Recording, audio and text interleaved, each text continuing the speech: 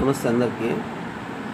కాదురా జగ్గమ్మ, నీకు పరిపాలన చేయడం రాదు, మాట్లాడడం రాదు. అసలు ఫ్లడ్స్ వస్తే ఎలా పరామర్శించాలో కూడా తెలియదు.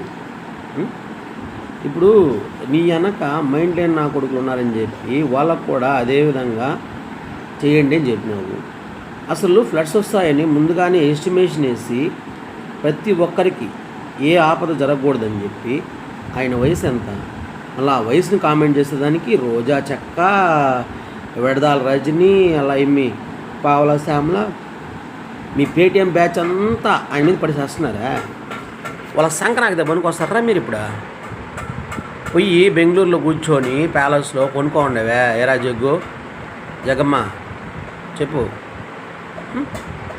ఆ నడక ఇది నువ్వు హ్యాపీగా ఫోజులు ఇచ్చుకుందని సరిపోద్దిరా. అంతకుముందు ఏపీకి నీ నీ హయాంలోనే నువ్వు పరిపాలన చేస్తున్నప్పుడే ఏపీకి వరదలు వచ్చినప్పుడు ఎలా వచ్చావు? ఫ్లైట్లో వచ్చి వాటిని అట్ట టాకి వెళ్ళిపోయినావు. నువ్వు మాట్లాడేవాడివి.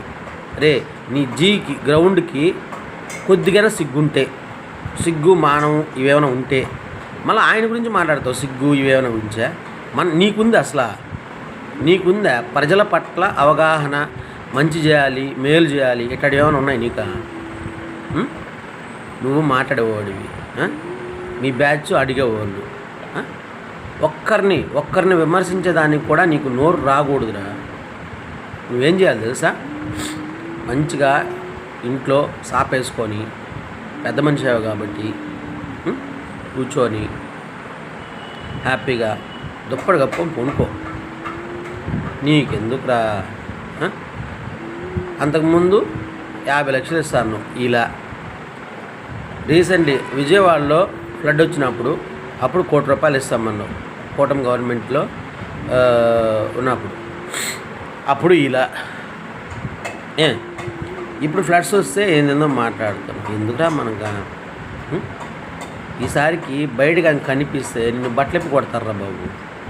జగ్గు, మన వాళ్ళందరికీ చెప్పు నా మాట, అర్థమైందే? ఈ వరస్ట్ చేష్టలు మానేసి నీకెందుకు అసలు? నువ్వేంది డబ్బులు ఎటో సంపాదించుకున్నావు కదా, సాల్దా? ఎందుకు మళ్ళీ ఈ విధంగా చీయని మొహం మీద చూపించుకోవటం?